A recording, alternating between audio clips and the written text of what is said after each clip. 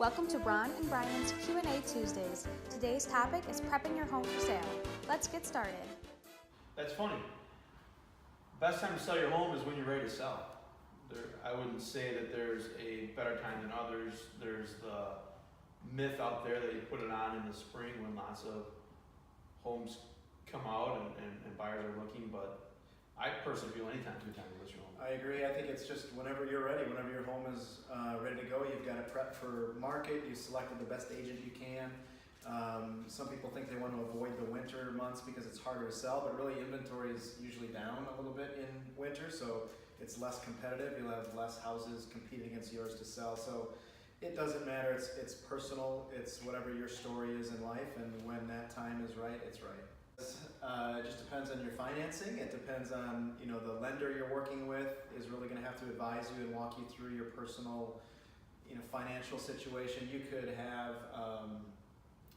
be able to carry both mortgages. You might be in a cash position where you don't have any debt on that home. You may find your dream home, I think, in that process. So it's going to be a real personal journey between you, the lender, the agent, your family. That's going to influence a lot of that stuff. I don't know what you... Yeah, I think the main thing is what's your personal situation. Do you want to move twice? Because if you sell your home, then you have to go somewhere temporarily to live while you're finding the other one. It always puts you in a better position to not have a sale of home contingency, but you don't necessarily have to sell your home in order to not have a sale of home contingency. So whatever your personal financial position is and whatever your personal situation is, if you're okay moving a couple of times, then maybe selling your home may be the best thing. So that'd be one of those things that you want to sit and talk with your agent about and just get a really good picture of what's going to be best for your personal situation. Patriot, he likes to move a lot. Absolutely. Well, we'd have to define what silver and wear are. I mean, because silverware is really something you wear, and it's silver. I'm also reminded, is it Rudolph, in that movie Rudolph, where they sing that song, Silver and Gold? Silver and Gold. No? You sing it again? So maybe I can get it. I don't think so. All right. Is it flatware? Is like silverware flatware? China? I don't know. I mean, We're what's asking silverware? two guys. Yeah, and two really guys don't about care. silverware. It's and silverware. Final answer. First step when you sell a house is to find the best agent you can. I feel like it's a total trap to just think you know an agent. Your uncle's an agent, your neighbor's an agent, your neighbor knows somebody who's an agent, and it's almost like you feel obligated to use that person as a favor to them. Really, you want to interview 2 or 3 agents. You want to get a feel for their personalities. How do they engage with your family situation? They're going to kind of be the gatekeeper of allowing people in and out of your home.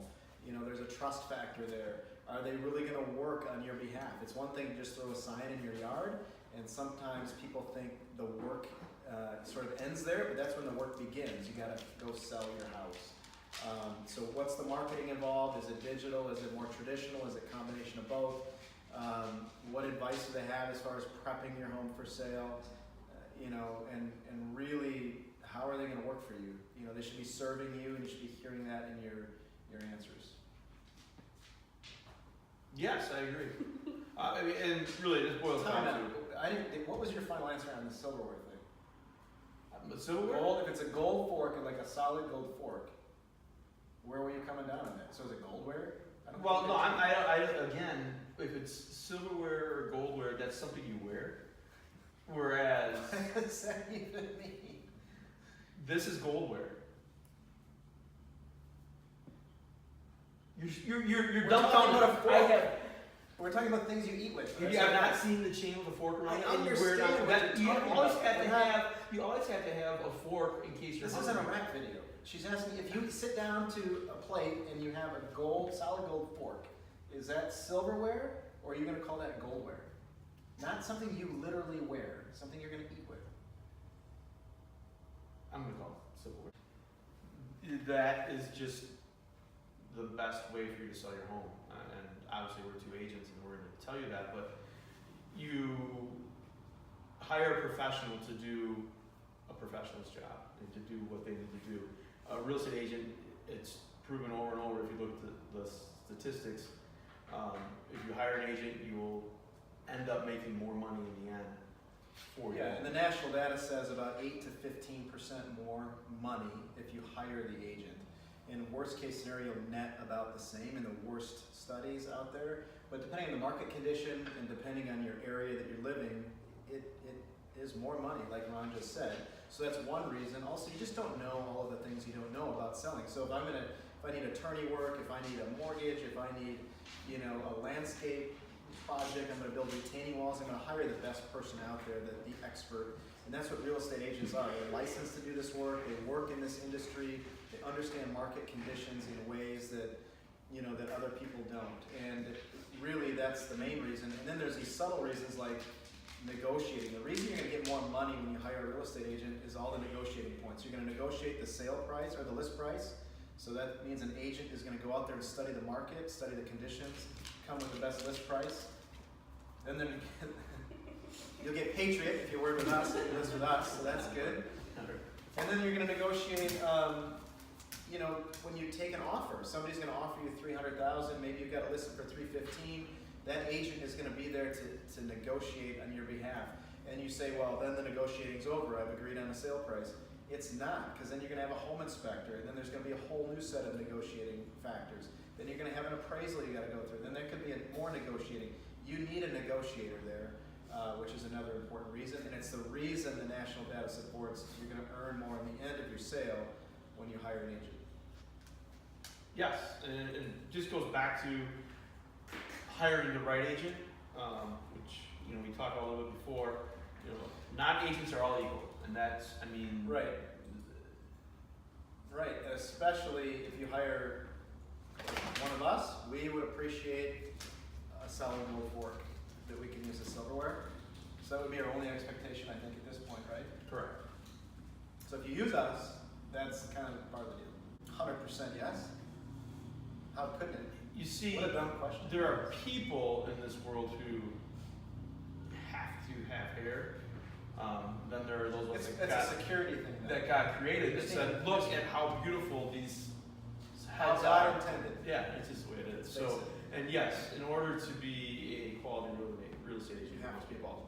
Hire a bald real estate agent. It'll be the first and foremost. How do you make it's the 3 C's? Is that what you asked? How do I make it prep? So it's clean it, like the deep clean, hire, well, you're not saying spending money, so spend your time deep cleaning, the windowsills, the vents, the carpets, the floors. You're gonna get your curb under control, which means that first impression people drive up. So deep clean, get the curb under control, the landscape, the way the mulch looks, the little paint around the garage and on the beams coming into your home. And then the third thing is clearing the clutter throughout your house. Make the rooms feel bigger, get extra furniture out of there. It creates the feel and environment that potential buyers come through, and it creates more space in their head versus a cluttered home. So countertops are clean, all the surfaces are clear of clutter. You've got some rooms, have maybe 1 too many pieces of furniture. Get rid of that, put it in storage. So the 3 C's, clean it, declutter, and get the curb under control. Well, Lightning McQueen should have car insurance. Well, the question though is, Cars 2 was just on yesterday in my house. It's very good. It's the one where they go to Europe. I kind of like 3. They're all entertaining. Yeah. Who's your favorite character though? Mater. Yeah, Mater's good. That's pretty good. No Mater. Total Mater. I think Lightning would need both. Well, that wasn't the question though. Either or. Which one does he need? Either or. Because he has a house, right? He parks in a garage, so that would be his house. Like in Radiator Springs, he pulls up, yeah, lives somewhere, he pulls Does he stay at the hotel? Would he stay in the... Is it kind of like a professional athlete? Like Aaron Rodgers has probably insurance on his body or something, like his shoulder? He needs insurance on his So would Lightning McQueen be the same way? Like he needs... Right, so that's why he has the car insurance. Auto insurance, car insurance, yeah. It's like insurance on It's like saving his knee. It's like his brakes and axle, like he gets cashed out for $50 million. Right. I'm going car insurance, I think. Thanks, Elena. This was great. We had a really good time. I'm really looking forward to this again.